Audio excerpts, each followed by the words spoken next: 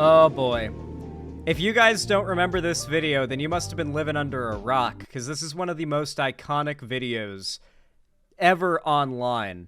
And the fact that this story has not been made more known is really surprising to me. I assume you're familiar with this video? The lady on the plane saying, "That guy is not real." This video? It's very, very viral, very ubiquitous. There's been a lot of memes made from it. I imagine most of you have seen it, but let's watch it again anyway. For people who have apparently been living in the coal mines the last 10 years. I'm telling you, I'm getting the fuck off, and there's a reason why I'm getting the fuck off, and everyone can either believe it or they cannot believe it. I don't give two fucks, but I am telling you right now, that motherfucker back there is not real. And you can sit on this plane and you can die with them or not. I'm not going to. Bye. Listen, I done seen a lot. Okay, I don't know why this guy's now responding to it. I just tried to find a raw video of the clip, but I guess that's the core of it. She has a little bit more of a meltdown, screaming, "That guy is not real. I'm not gonna die on this plane. I'm getting off." Am I gonna have to sneeze again? Am I good? Am I good? I think I'm good. Yeah, I think I'm good. All right, we're solid. Yeah, the video is pretty silly. It's pretty silly. The lady kind of goes on for a little while longer, but eventually gets escorted off the plane, which is what she wanted. Like, she wanted to leave the plane, so I don't know why she stayed on to yell about the guy not being real. Now, apparently, over the last 6 months or so, like since this video went viral, she's been appearing on podcasts to sort of explain the backstory behind why she did this. And you don't really need much backstory. I can literally give you a one-sentence context backstory to what happened there. Actually, I could give it to you. I can summarize in 2 words: mental illness. Pretty much that's all you need to know. Mental illness. She had a crazy moment. She might have been like, she might have schizophrenia and might have been hallucinating. Schizophrenia is interesting. For those of you guys that don't know, schizophrenia oftentimes manifests in people who are going to have it forever, or for most of their lives, unless they, I mean, it can be helped with therapy, but it not, I'll explain in a moment. A lot of people who get schizophrenia, it starts manifesting early in life, which, imagine how fucking scary and stressful that is. Like, you're not like, it's not like a kid sitting in bed and like, oh, the mom has to come in and say, "Oh, no, there's no monster under the bed," because the kid had a dream. Nah, your kid is actually seeing monsters. That's scary shit. But outside of that, people who live with schizophrenia, it's really interesting. I know this is a little bit of a stun lock, but I'm guessing that's probably what she's dealing with, considering she's claiming to see someone that isn't real. A lot of people, like adults who are like fully functioning and live with schizophrenia, have service animals, oftentimes a dog. And I've seen a lot of videos of this, and it's a really neat way that like humans have used man's best friend as a way to help with like just like certain disabilities and whatnot. And schizophrenia is a case of where, imagine you're just walking through your house, and all of a sudden you walk into your living room and there's a fucking guy standing there. And you say, "Who are you? Why are you in my house?" And he just stares at you and doesn't respond. That is a common experience that people have with schizophrenia. Just walking through their house and suddenly there's a fucking person standing in their house who won't respond, who is just looking at them. And that's fucking terrifying. So a lot of people with schizophrenia have a dog that is trained to bark or like just react to strangers. And so, especially on command. So whenever they think they might be seeing something, like, because they're conscious generally of the fact that like they're seeing something that's not real. Like people with schizophrenia typically can like, they're not like not there. They're seeing things oftentimes. And so they can ask their dog like, hey, identify is like, I think the command or something, like identify might be it. And dog doesn't react, there's no one there. And they know they can just calm down because the dude standing in the corner isn't real. pretty fucking scary stuff. So I want to be very clear here that I don't want to treat this topic, and I'm assuming she has schizophrenia, but there are countless other mental illnesses that this could have been attributed to. I don't believe this was like her trying to get attention or Karening out. She probably paid a lot of money for that plane ticket. You don't typically get those refunded, especially if you just do something that gets you kicked off the plane. That would be a big waste of money with no guarantee of any payoff. So, like, I genuinely think this is a case of just mental illness causing a moment in public. And I talk about this and had that stun lock because I want to make it very clear I'm not trying to treat this with any like malice towards people who suffer from any type of like mental disability that can lead to like some pretty fucking terrifying experiences, you know? I don't think it excuses this behavior that she engaged in public, especially because she was screaming that the hallucination she, I guess, was having wasn't real, or maybe was claiming a guy she was pointing at who is real wasn't real and thought was a hallucination. Hard to say. Regardless, we've had an update. This lady has a big update in her story, and you guys are probably not going to be surprised at where her story has led her. Tiffany Gomas, the woman who last year appeared in the viral Not Real video rant aboard an airplane, has revealed her conservative political leanings on social media. Gomas, who lists herself as a real estate developer based in Texas, initially went viral last July after her outburst on an American Airlines flight. In the footage, Gomas has been seen striding down an aircraft's central aisle, shouting on a flight going from Fort Worth, Texas to Orlando, Florida. Ah, yes, two capitals of conservative fuckery. She was heard saying, "There's a reason why I'm getting the fuck off. Either everyone can believe it or not believe it. I don't give a fuck, but I'm telling you right now, that motherfucker back there is not real." After Gomas was identified days later, through airport police documents that were seen by Newsweek, she issued an apology in which she described her actions as completely unacceptable. That's nice, at least. However, she has taken a bit of a turn with her career. Jesus Christ, this is the image that she now has as like her main like tag image for her branding. So this is her in the flight photo, and this is her now. Now, if you haven't noticed, because you might be looking elsewhere somehow, her beer says ultra right. Actually, wait, no, her bikini also says ultra right. I guess this is like an ultra right sponsorship. So we're talking about someone here who went virally famous for having a public meltdown because of mental illness. And within a year, she has been swept up by the conservative grift sphere and is now doing like a gooner grift, I guess is what we'll call it, like a grift for conservative gooners.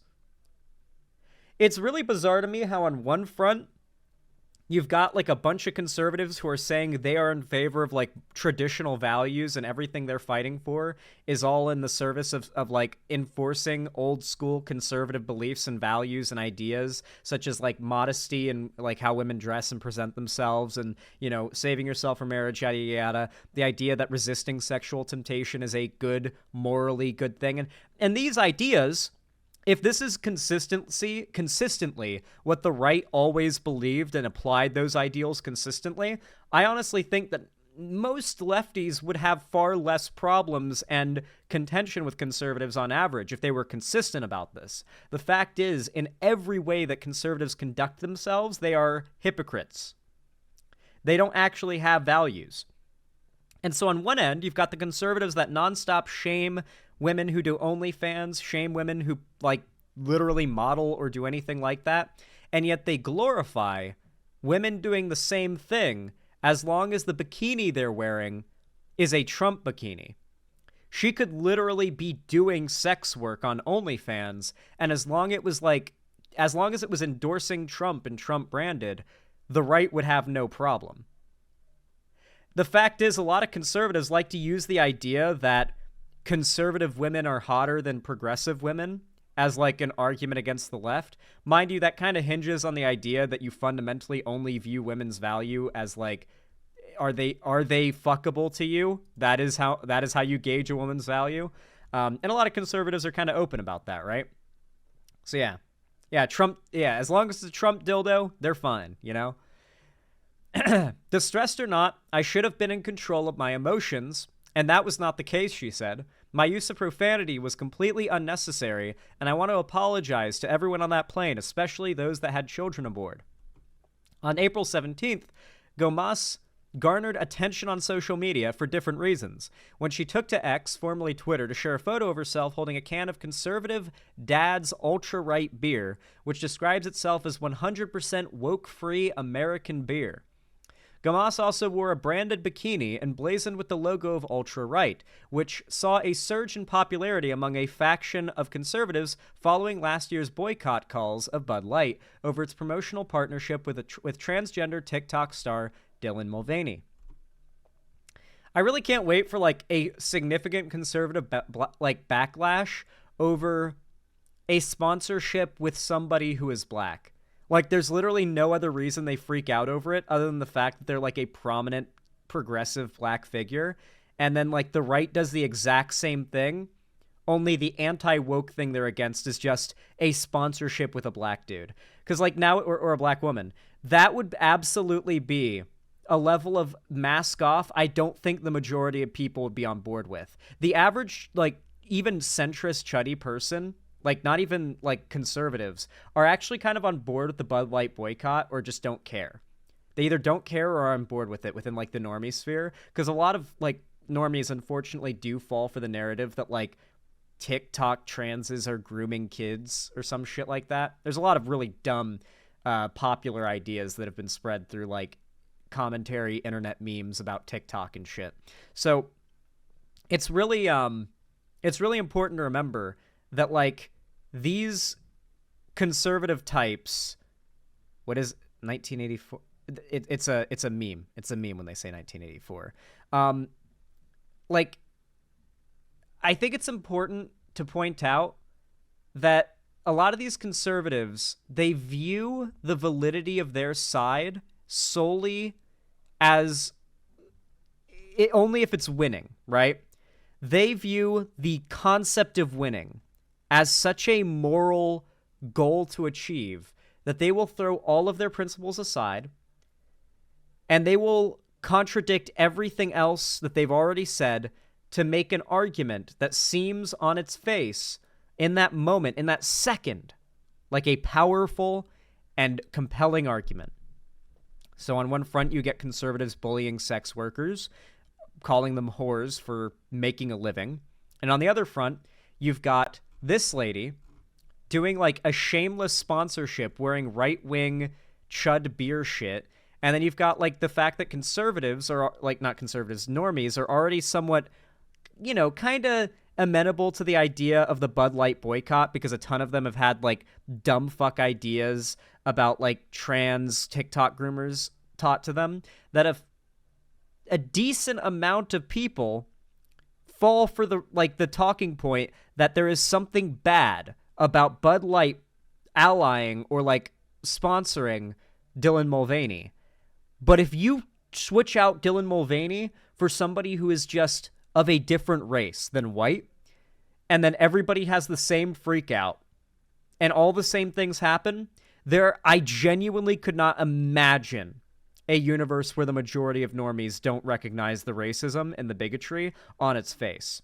I genuinely think this is a situation of it's just like you could only get away with this type of bigotry publicly towards trans people.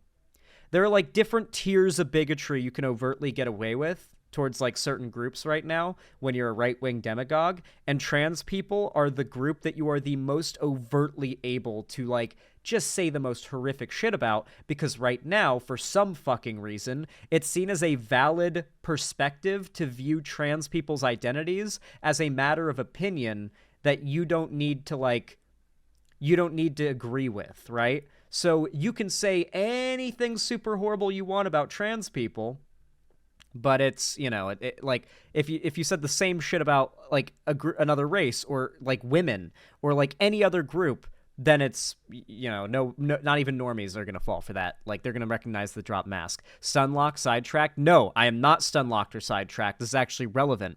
A ton of normies that cared, mind you, majority of normies didn't care. I agree with you in chat saying the majority of normies didn't care. That's why I keep saying the majority of normies who cared low-key supported the Bud Light boycott. It's why the Bud Light boycott has been the most successful boycott by conservatives of a product that's ever happened. Like a mainstream product. Every time before, like, any stock effect they have bounces back within like a week at the longest, Bud Light's still recovering. Like, they didn't get Anheuser-Busch, sorry, it's still recovering. They didn't get, like, they're pretty close to back where they were, but they got hit for a long time. And this is one of the few cases where the right can solidly point to them having enough popularity and general support that they were able to hurt a big company in the stock market with boycotting. The Nike thing is like an example of how it usually goes, where it actually results in Nike stocks skyrocketing. But in the case of Bud Light, the negativity was so overwhelming that the bad press being good, any press being good press thing didn't matter. Bud Light took a hit. It really did. It actually did. It's recovering, obviously, but yeah. Oh, maybe I misunderstood you, Zan. Sorry. Probably a combination of 3 hours of sleep plus non-mild ADD. Oh, don't get me wrong. I'm there with you on the low sleep. I woke up really early and went to bed really late last night. Not really late. I went to bed at like 10 p.m., which is late for me. I get to bed at like 6 or 7 p.m. most nights. And I try to get up by 5 or 6 a.m. if I can. And I really fucked up my sleep schedule, so I get you. But yeah, I think it's I think it's like just funny, that whole Bud Light boycott. But like, yeah, that ultra right beer thing is sort of a reaction to the Bud Light Dylan Mulvaney crossover. So I guess that company sponsored this lady, because remember, the right loves to target people of like people who are mentally vulnerable. It can be literally anything from like a teenager who's just had a loved one in the family die, unless they entered an emotional state that makes them somewhat amenable to propaganda and life-changing and political viewpoint-changing ideas. Or it could be a mental illness that inhibits one's ability to recognize the world for what it is and to reason out things properly. Like, I find it hard to believe that the majority of genuine flat earthers aren't mentally ill, Like, I feel like the average fully all there person, no matter how much flat earth propaganda they're fed in like 2024, would have to be able to recognize it's bullshit. And this is just one example, but And